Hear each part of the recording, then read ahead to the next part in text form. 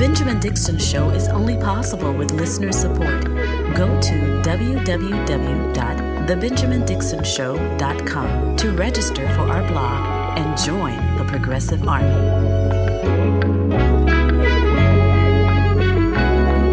Today is Wednesday, January 18th, 2023. Thank you so much for joining me. I'm going to do my very best to keep a positive tone in today's episode, but it's rather difficult when you cover politics every single day and you read the headlines every single day and you read articles and you see the malevolent machinations of powerful people who are without question sociopaths.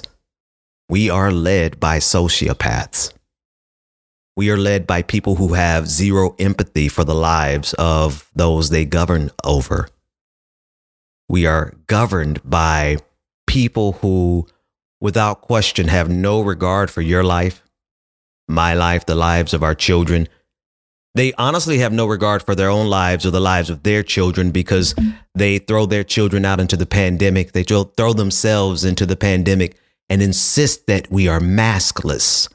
They insist that no one takes a vaccine, that no one social distances. If you want specifics, yesterday, the Florida governor, Ronald DeSantis, who supervised the torture of human beings at Guantanamo Bay, announced an initiative to ban any COVID mask requirements in the state of Florida. Any. He specifically drilled down and said he's banning any mask requirements to attend school. These are the caliber of people who are leading us. Depraved human beings. You would expect a person who could smile and laugh at detainees being tortured, getting joy out of that. You would expect that person to actually continue to get joy out of seeing more people die of the pandemic needlessly so. Ronald DeSantis has been one of the leading voices exacerbating COVID-19. And he's poised to become the next president of the United States if Joe Biden doesn't step up and do a little bit more. That's where we are. We are led by complete ghouls who have no regard for human life. And more so than the individuals, we have the perfect system, this capitalistic system that we are all scratching and surviving in. It's perfectly designed to ensure that the maximum number of people die from this pandemic because it was perfectly designed to make sure the maximum number of people lived hand to mouth, check to check, barely surviving. I mean, the system was broken long before COVID-19. And let me correct myself. The system's not broken. It's broken. It's working exactly how the richest people in the world need it to work. You know, one of the things entertainment does is, like movies and Hollywood and television shows, it gives us the sensation that we are more than just a cog in a machine for a handful of people at the top to benefit from. And they don't actually get joy out of their benefit until they grind those cogs down to a pulp until you have nothing left. And then if you become homeless, then, well, they'll send in the police to destroy your tents and throw away whatever belongings you have. Check the people in Los Angeles, the homeless, the unhoused people in Los Angeles, hell, across the country, New York, Florida. Oh my God, have you seen the homelessness in Florida? I mean, we have lived in the system for so long, this system that is invisible. It surrounds us. We are immersed in it. We can hardly escape it, if at all. We have ideas of how the world could be better. We have ideas of how even more wealth could be generated if more people had the opportunity to participate in that wealth. But because this system is perfectly designed to make sure that you feel like you're going somewhere, you feel like you are you feel like the main character in the movie, when in reality, all of us are suffering in a system that has no other desire than to exploit us. And I'm not even just talking about capitalism. I'm literally talking about every aspect of this society, from social media to capitalism, from the healthcare crisis that we're having, the pandemic. We are literally being told to just deal with it. Matter of fact, it's worse than that. They're not just telling. I would rather them say, "Hey, just deal with COVID-19." But what they're allowing, the powerful, let's get specific. What the Biden administration and the CDC is currently allowing is an onslaught of misinformation from people who want you to believe that the pandemic doesn't exist, and that the real problem is that people took a vaccine.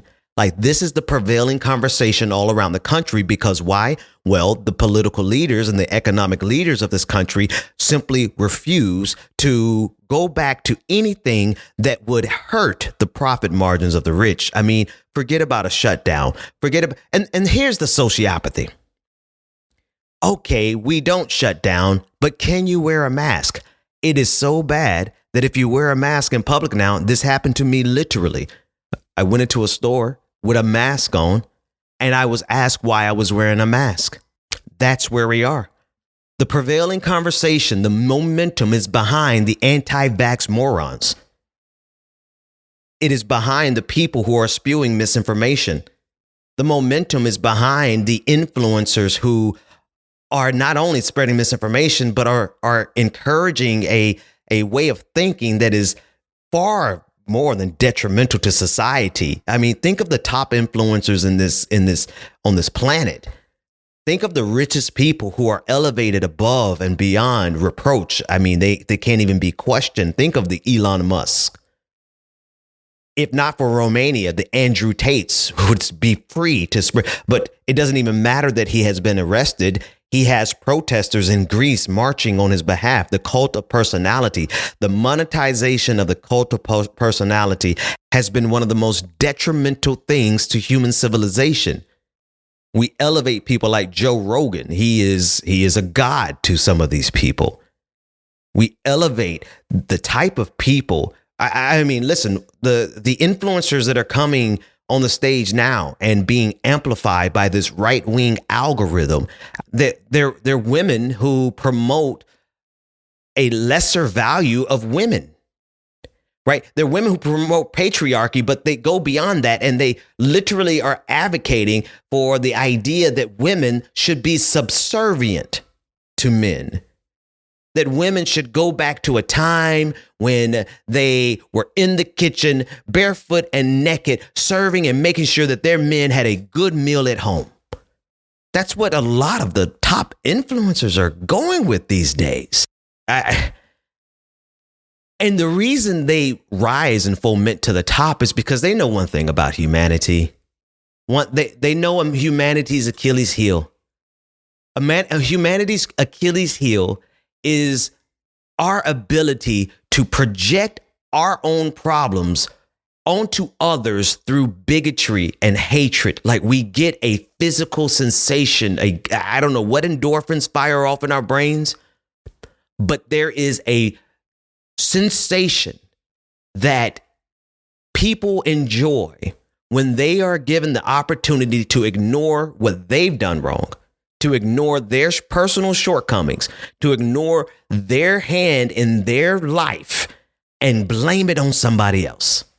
Let me ask migrants, ask immigrants, ask asylum seekers. I mean, everybody loves to dump on that group. You even have people in the black community like Tariq Nasheed and my friend, former friend, but Yvette Carnell. They absolutely love dumping on immigrants. Why? Because they know that is their meal ticket. That is their meal ticket to growing an audience, because that is humanity's Achilles heel. They know full well that if they can spark the hatred or the anger or the resentment gene in their potential followers, then they will be able to cash in on those followers for the rest of their lives. Fox News is literally built off of that model. Everything that comes out of Fox News is literally built on triggering the resentment in their white audience towards everybody. Everybody. And they're billionaires because of it. Multi-millionaires because of it. And it is our inability to see how the monetization of resentment is literally driving us to complete destruction. The fact that we can't see that, I mean, well, it's hard to see the picture when you're in the frame. It's difficult to see that when you are so engaged in your life and you're mad and you don't quite know who you should be mad at or why you should be mad. You just know that you're angry because your life has not worked out the way that you wanted it to work out. And then here comes somebody with a large, financed, properly capitalized platform to tell you here's who you should hate and here's why you should hate them. Every week it changes. 1 week, and by week I mean every season. There's ebbs and flows to this. Like right now, the prevailing people that you are being told to hate by everyone is the trans community, the LGBTQIA community. Black folks, we stay on the list of people that this country should hate. I mean, that has been since the country, before the country was founded, 1619. Black people have forever stayed on the list of who can be easily vilified for political clout, for financial gain. And what's happening now? Oh, they're not done with finding people to hate. What's happening now is a resentment being built up towards anyone who proactively tried to protect themselves in this pandemic by getting a vaccine, by wearing masks, by socially distancing, and by quarantining. Anybody who took this pandemic seriously, there is a fever growing amongst all of the anti-vax idiots. And I want to emphasize this. Those people who absolutely reject the science of vaccinations and are happy to buy into the pseudoscience that is getting people killed by the hundreds daily. I mean, 500 people are dying a day in this country, and you have intentionally obtuse, and sometimes they're just genuinely stupid, people who are buying into and spreading this misinformation about COVID-19, but they don't stop there. They are angrily going after anyone who actually took this thing seriously and tried to save the lives of their family and their friends. I mean, look at Robert Kennedy Jr., one of the richest people born into one of the richest families, the Kennedy family. Born into power, the son of Robert Kennedy Sr., the attorney general for John Fitzgerald Kennedy, JFK. He is one of the leading spreaders of misinformation around COVID-19, and he has galvanized a movement of millions of people who are so committed to their ignorance that they're willing to die. How many of them are dead now? I wish we could really get a tally of all the people who are dead because they took the advice of people like Joe Rogan, Robert Kennedy Jr., now Elon Musk dogpiling on amplifying. Yesterday, Elon Musk took to Twitter to amplify the message of Robert Kennedy Jr., who has been disowned by his own family because of the derangement that he has about spreading misinformation on COVID-19, insisting that people don't get the vaccine, creating a cult of personality of virulent and almost violent maniacs who are taken to the streets. They're taking to their communities. Forget about social media. They've been swarming social media like a plague, pun intended. But this is what's prevailing right now. Common sense is not prevailing in this country, on this planet. Decency is not prevailing on this planet. Cruelty is winning. Sociopathy, the complete and utter disregard for human life, is winning. Male supremacy, patriarchy is winning so much that you have women influencers now going out there and doing more efficiently the work of patriarchy than men ever could. There are incentives to this. Their incentives is that this does not have to be how it is. It is not the case that humanity is locked into this and this is all we could be. No, there are incentives to this, financial incentives, because our system is so perfectly designed to destroy itself that the rewards go to the people who escalate that destruction, who accelerate rather that destruction. The financial rewards, the compensation, the checks, the bag goes to people who spread bigotry, intolerance, anti-science, misinformation. Those are the people who are gaining the rewards. The road to success in this country, on this planet, quite frankly, is anyone who is willing to spread misinformation for top dollar. It is so twisted that even Russia, in the invasion of Ukraine, they have bought into their own. I was listening to a press conference by Vladimir Putin, and he said that the purpose of the, quote, special military operation in Ukraine is to end the war and protect the people living in those territories. I mean, can you not just see the glaring hypocrisy coming from a man who started the war, saying that the mission is to end the war? Now, we should expect that from someone like Vladimir Putin in the same way we expected that from George W. Bush when he invaded Iraq. This is what barbaric leaders of empires do, and aspiring empires. But that message being regurgitated millions of times over across social media, across the internet, in papers and articles, in podcasts. Why? Because there is a financial gain. There is a financial incentive to be gained by people who spread misinformation. We are living in the era of monetized misinformation and monetized resentment. And of course, that type of system is bound to implode. We have been living in an era of misinformation around science for a long time because the oil industries, when they realized the science was pointing towards climate change, they hired their own scientists to create a 3%. I think it's only 3% of scientists who disagree with the overwhelming consensus of scientists, the 97% consensus of scientists. But that 3% was monetized, financed by the oil industry. And because I'm not going to totally blame the body politic, the citizenry, and I'm not going to totally absolve us. Part of me understands why this is so easily accomplished. It's accomplished so easily because they have us in a rat race, and most of us don't even realize it. We are so locked in simply trying to survive this system that we barely have the time or ever the opportunity to actually be well-informed citizens. And then when we do get informed, it's misinformation. If ever humanity needed an intervention, I would gladly welcome the aliens right now.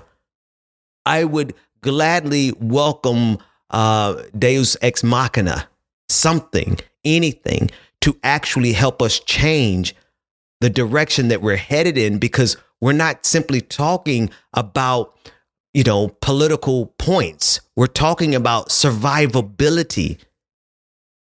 Reading an article yesterday, I guess, I'm going to inform you the news by just telling you what I read, but I'm not going to go through the painstaking everyday thing that I do of trying to break them down. I just want to tell you about what I read so you could get the feeling that I get when I read the news. They said the average fish, a person who eats an average fish out of one of America's lakes, this is how bad our environment is the same as a person drinking contaminated water for a month. We can't even fish. What's that saying? Give a person a fish, they'll come back for more. Teach them how to fish, they'll eat for the rest of their life. Well, we can't even go and fish now. And this is because we have intentionally, the powerful on this planet have intentionally driven us to this place, and the tools that they use, misinformation and resentment. Of course, fear is a part of both of those things, but I think at the core of it, it is resentment and misinformation. and monetizing both of those things, and then finding people incredulous enough to proudly. I mean, we are living. Think about the influencers in conservative circles. Think about the people like the Candace Owens, the Ben Shapiro's, the Steven Crowders, the Joe Rogans, who proudly build their entire platform off of lying to you. And they stand there as if they are the epitome of piousness, righteousness, morality, but they are literally lying to you while the earth burns. While the intolerant arm up and kill. While hundreds, 500, quite frankly, a day are dying from COVID-19, you have the leading influencers of conservatism more than happy to stand up there and lie to you. That's because they know their check is going to be pretty fat.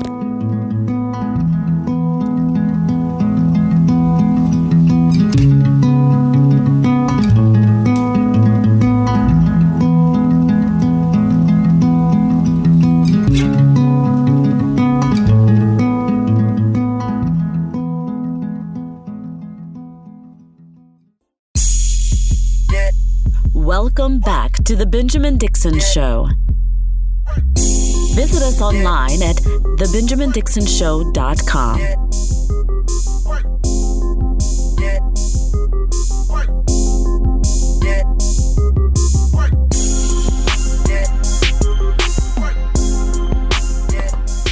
Let's continue the conversation. The conversation about this system being so perfectly structured to destroy itself and us. We are at the brink. We are. Let's be real about it. Society is at the brink. I feel the future screaming at us because it's not set yet. And the future generations that could exist, they're screaming at us right now in 2023 to get this right, to do something about this. We are not predestined to destroy ourselves. It feels that way sometimes. I'm not going to lie, but I refuse to accept the fact that humanity is incapable of not self-destructing.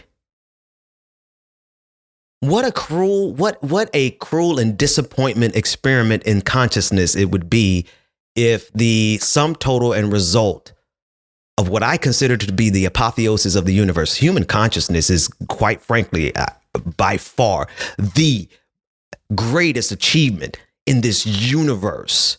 The ability to turn and look and observe and study and analyze and just have self-awareness. What a gem.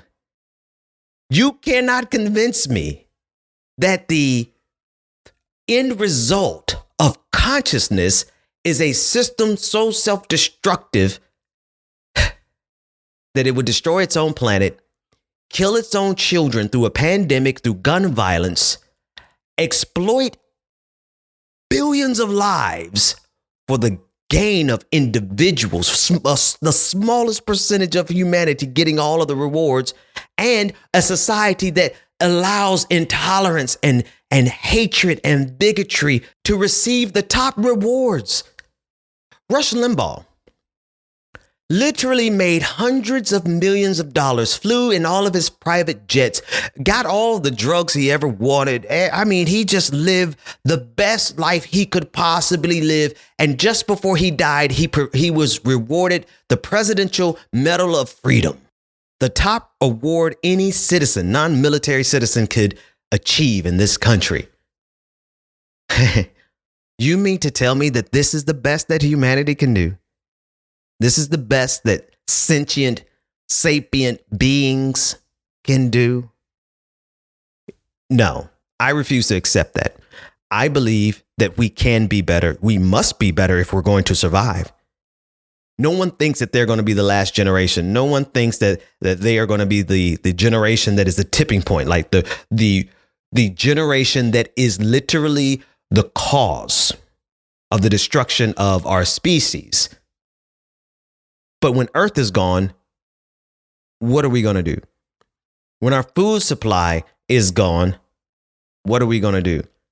When we don't even have the ability to fish in our local lakes without getting the equivalent of 1 month's worth of toxic water, drinking water. We have to do better. We must do better. And damn it, we're going to do better. I don't know exactly how we're going to break out of this current race to the bottom that we're in. I don't know. I wish I did. If I did, I would tell you. But I know something's got to change. Some people who are former comrades of mine feel like that change has to be the total destruction of the United States of America. I'm not waiting on that, nor do I want that, because we're not going to survive that.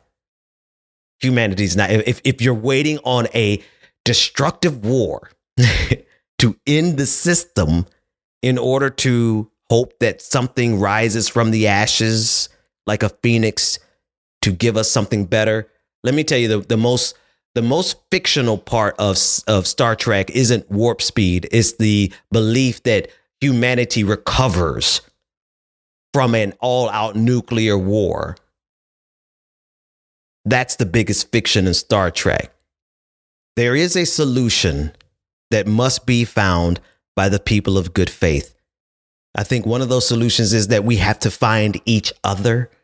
And we now have to find each other outside of social media, which was a very useful tool for us to connect and find each other. But now, because social media has been cornered by the far right on this planet, not in this country, but on this planet, we have to find other means of connecting with the people of good faith who simply understand that all we have to do is to reject the intolerance, the ignorance, and the greed of this current system.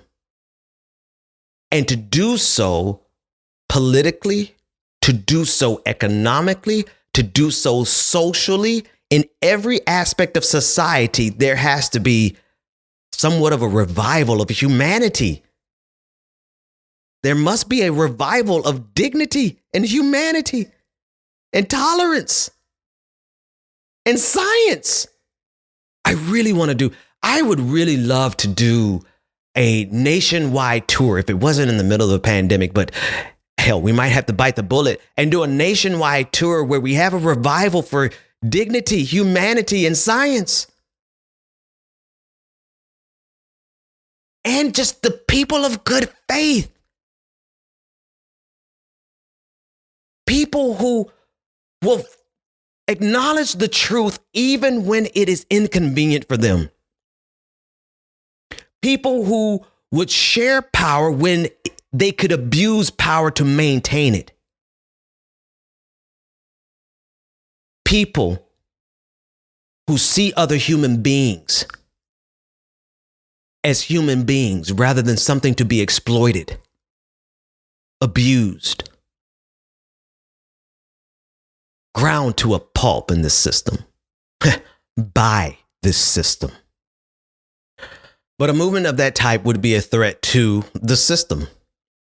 A movement of that type would be an existential threat to the richest people on this planet, to those who monetize bigotry, those who monetize misinformation. There are people who are simply waiting on their paychecks to come in from telling lies about COVID-19 that get people killed.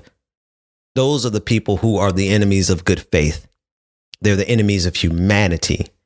They are the enemies of the future because we do not have a future so long as society remains underneath the control of these sociopaths.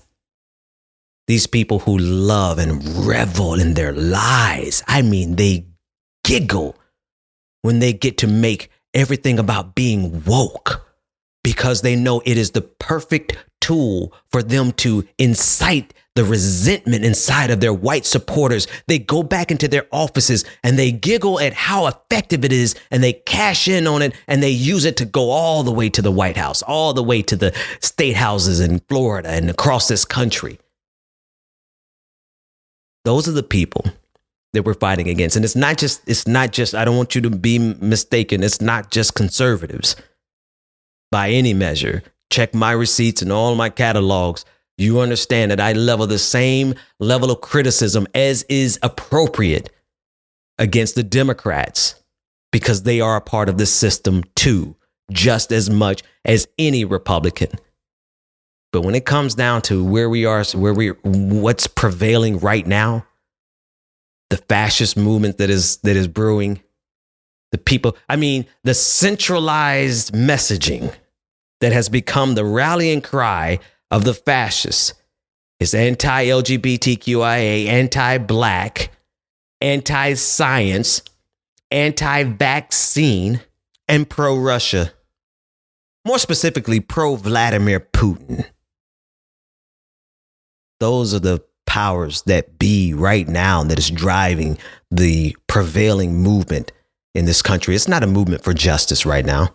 No, the powerful, including the Democrats, effectively neutralized the movement for justice, broke us back up into our individual silos. Sure, there are individual groups that are engaging in fights for justice, yes, but the cohesive movement that started to form around 2020 in the aftermath of George Floyd, man, they scuttled that thing so easily and so effectively, infiltrated the left, neutralized the organizing power, the cohesiveness.